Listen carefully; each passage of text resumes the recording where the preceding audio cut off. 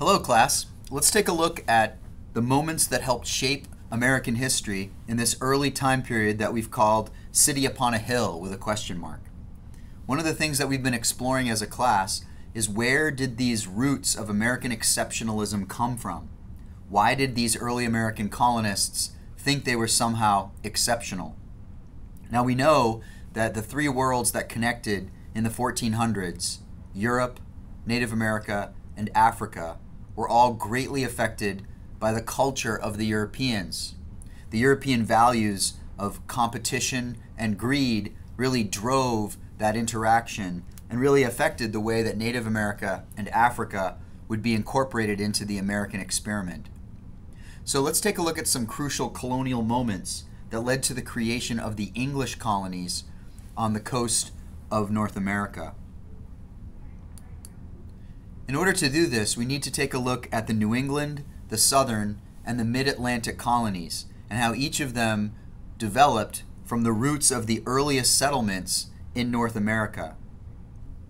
In order to do that, we need to consider the idea that the English colonists came after the French and Spanish. And we know that in 1588, when the Spanish Armada sunk, it opened the door for French and English settlers to follow. So why are we not speaking French instead of speaking English today? Well, the primary reason is that the French were not particularly looking for settlement, and there weren't that many French people looking to leave France in order to find a different life. England, on the other hand, had an enormous number of people who wanted to leave because of religious and economic persecution. That's the reason that the English colonies will become the basis of the United States. So let's start by looking at the New England colonies. When you think about the New England colonies, which include Massachusetts, Connecticut, Rhode Island, and New Hampshire, they were developed largely from one particular factor, and that factor is religious persecution. In England, there was a great deal of religious conflict, and that religious conflict is going to spill over into the colonies and result in the creation of the New England that we see today. When you think about the religious conflict in England, it was really a mirror of what was happening in the rest of Europe. We know that during the Middle Ages, the Catholic Church split when Martin Luther began to criticize the corruption of the Catholic Church. That created a group of protesters that came to be known as Protestants. So we had Catholics and Protestants in Europe competing against each other in conflicts over religious persecution and religious tolerance. In England, you had the exact same situation. In England, the Catholics were known as Anglicans, and those Anglicans were faced with criticism from English Protestants that were known as Puritans. These Puritans wanted to purify the Church of England. They thought that it was corrupt and they could purify it. But there were even fringe groups that went beyond the Puritans. In the case of American history, it's important that we know about one of those fringe groups, a really extreme group of religious believers that were known as separatists. These separatists we call pilgrims because they're the ones that will be one of the first to come to North America, escaping this religious persecution. The Puritans break down into two groups, the Congregationalists and the Presbyterians. They had very specific beliefs, but they all believed in predestination, the idea that God had already chosen whether you were to go to heaven or hell before you were born.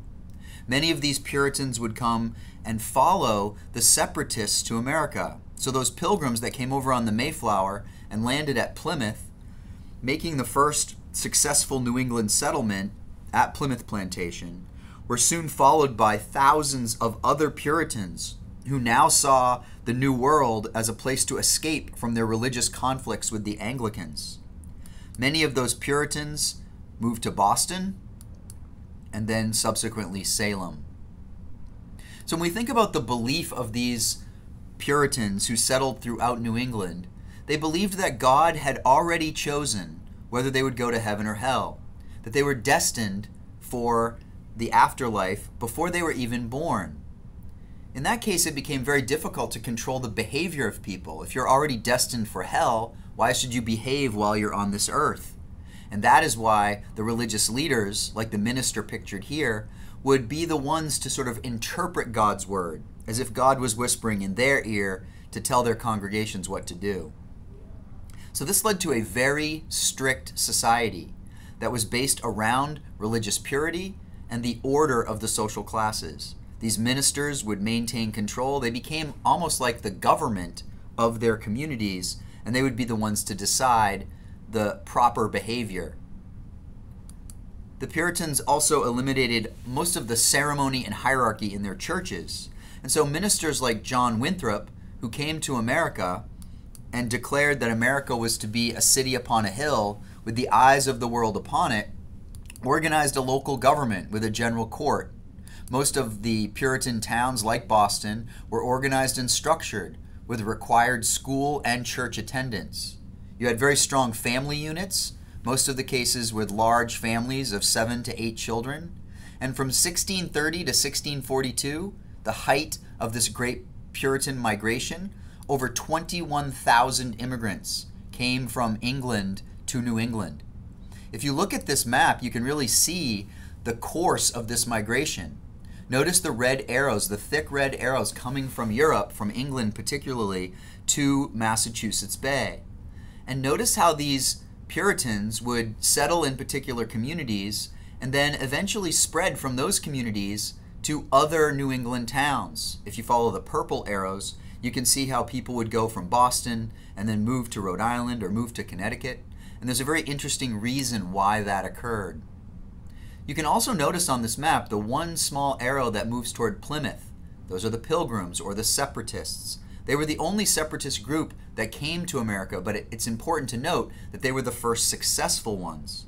So their first successful colony led to other successful New England colonies. That Pilgrim success, that success of the Separatists at Plymouth, opened the door for the success of Puritans who would follow in what's known as the Great Puritan Migration. But what was this city upon a hill really? How pure of an example was it to the rest of the world? Well, very quickly, it's going to prove that the seeds of destruction are built within the Puritan faith.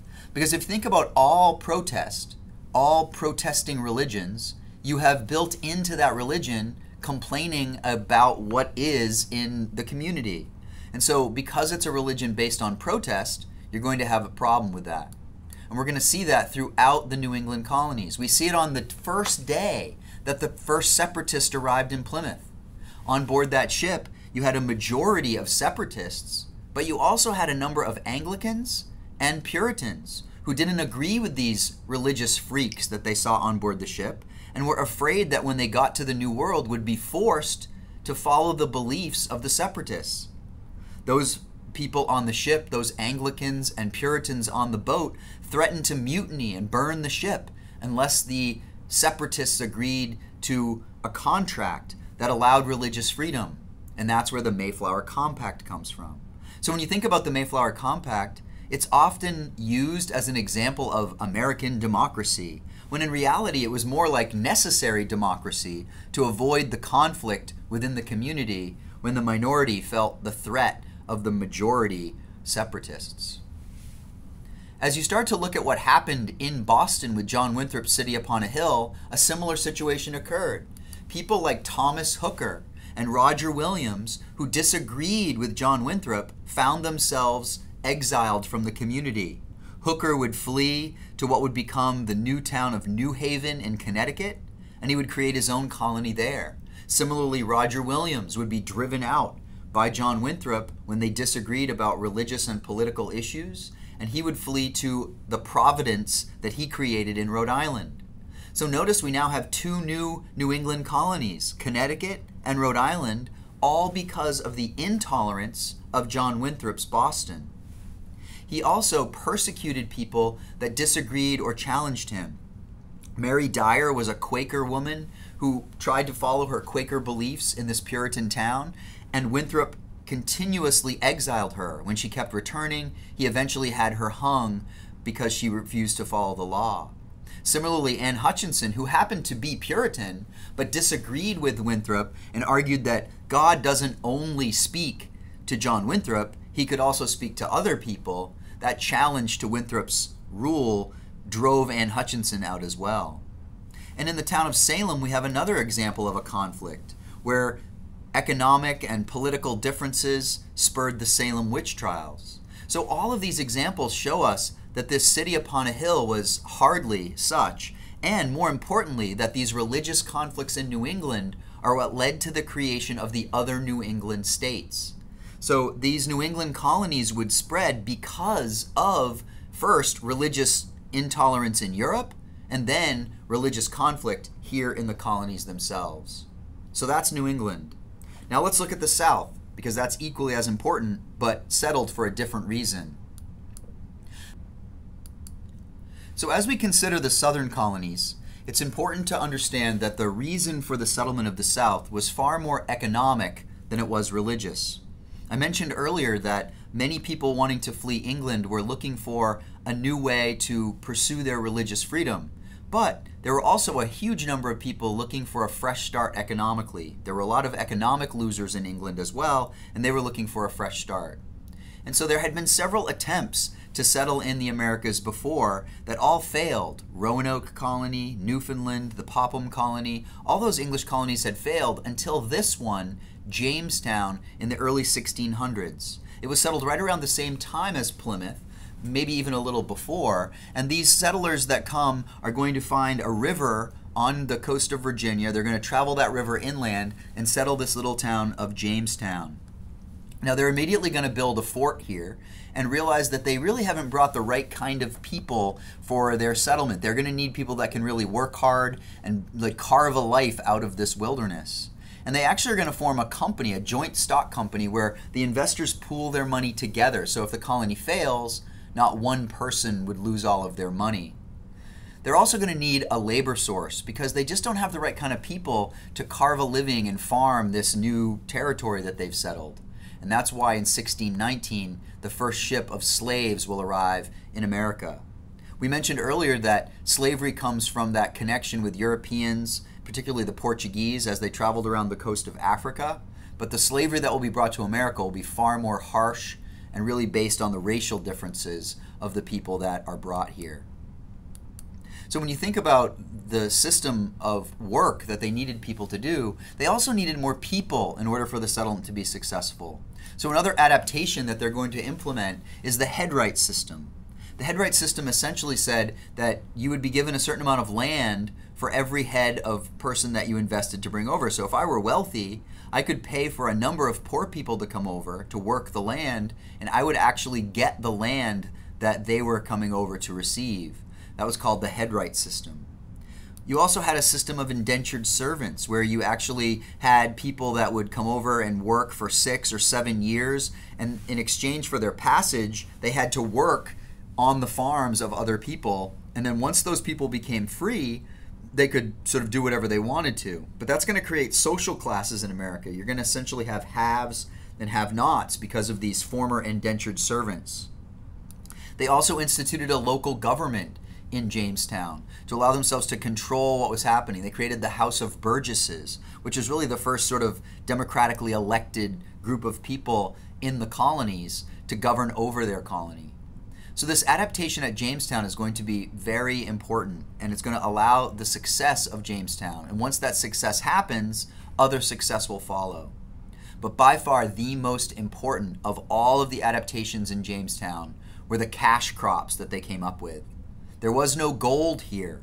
So instead of finding that for wealth, they needed to create their own gold. And that gold, black gold, would be tobacco.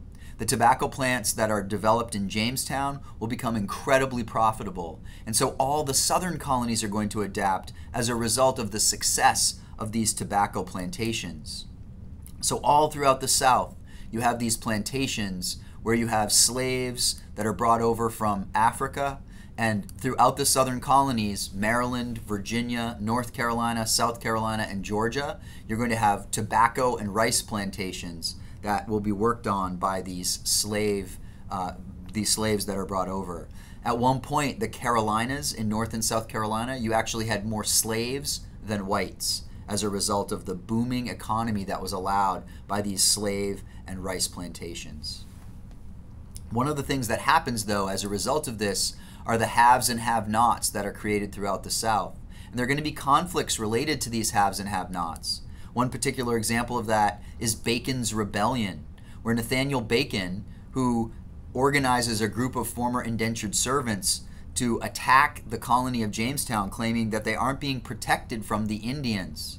Similarly, in the Carolinas, you have a group of have-nots who organize and fight back against the government, saying they're not being represented. So we're already starting to see these conflicts between social classes in these southern colonies, largely as a result of slavery and the indentured servants that become the have-not class. So now we understand both the southern colonies and the New England colonies. And if you just remember, the New England colonies are built largely because of religion. The southern colonies are built largely because of tobacco and the economy. And that leaves us with the middle colonies. And they're aptly named because in many ways, the story of the middle colonies is sort of a combination of both economic and religious factors. So when you think about the middle colonies, we're talking about New Jersey, New York, Pennsylvania, Delaware, and sometimes Maryland is also included, although Maryland did have land that allowed for tobacco plantations, so sometimes Maryland is included or counted as a southern colony. But these middle colonies are sort of interesting because you have a mix of different kinds of people settling here. First, in the 1600s, the Dutch are going to settle what was New Amsterdam, but then becomes New York City. And they set it up as a trading post right there on the Hudson River. They're pretty quickly going to sell that to the British, however. And you're also going to have a group of Quaker settlers who are going to come and settle in Pennsylvania. William Penn will found his City of Brotherly Love at Philadelphia, and you're going to have a whole bunch of Quakers that will settle there in Pennsylvania. So if you think about it, you have economic reasons for the settlement of New York, you have religious reasons for the settlement of Pennsylvania. It's a bit of a combination of the other colonies. As these colonies develop, you're going to end up with some Swiss settlers as well in Jersey and as well as in Delaware. And you're going to end up with colonies of Pennsylvania, New York, New Jersey, and ultimately Delaware. These colonies largely will be farming areas and will become known as the breadbasket of the colonies. But even there, we're going to have a series of conflicts between haves and have-nots. The people that live in the cities versus the people that live further out into the countryside on these farms. One example of that will be a conflict that occurs with a group called the Paxton Boys, a group of have-nots who storm Philadelphia and demand representation, very similar to what Bacon did in Virginia and the regulators did in the Carolinas. So notice that we're starting to see this growing conflict between haves and have-nots in the colonies. If you think about the development of the colonies, it's pretty amazing to look at how quickly the colonies grew.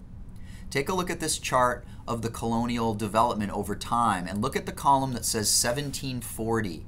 And you can see the population of the colonies at that time. So if you scroll down the list and you sort of look, for example, at Virginia, there were 180,000 settlers in Virginia in 1740. But then, if you move that to 1770, look how many people lived in Virginia by then. 447,000, almost 500,000 people in 30 years. So it's incredible how quickly the colonies grew. Notice the largest colonies in 1740 and the largest colonies in 1770. That'll be important as we continue to discuss the growth of these colonies moving forward. Religious diversity becomes an important factor as well, and you can see that here in this particular slide. You can see where people settled, where the Dutch settled, where the English settled, where even Germans and Scots and Scottish people settled. Jews even opened synagogues in various places across the colonies. So there was a great deal of diversity in the colonies throughout, largely a result of these migrations from Europe. But the majority of the people who are settling in these colonies in the north, in New England, are going to be Puritan settlers from England. In the south, you're going to have mostly Anglican settlers from England, and they're settling for economic purposes. And then the middle colonies give us a mix of different groups of people.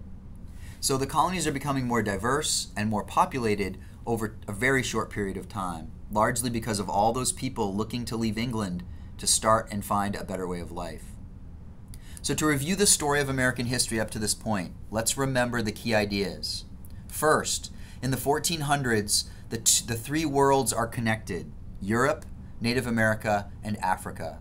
And that connection between those worlds led to a whole new society here in America, where colonists had to adapt in order to survive. We know that most of the Spanish colonies and French colonies aren't going to last, but they are going to be replaced by British settlers who will adapt and make these 13 colonies along the coast of North America. Those colonies will create a whole new society here, and that new society will eventually lead to conflicts, because as the colonies become less and less European, there will be more and more conflicts between both Europe and the colonies and within the colonies themselves. So I hope this helps you understand these key ideas, where the idea of a city upon a hill came from, and how the colonies in America developed.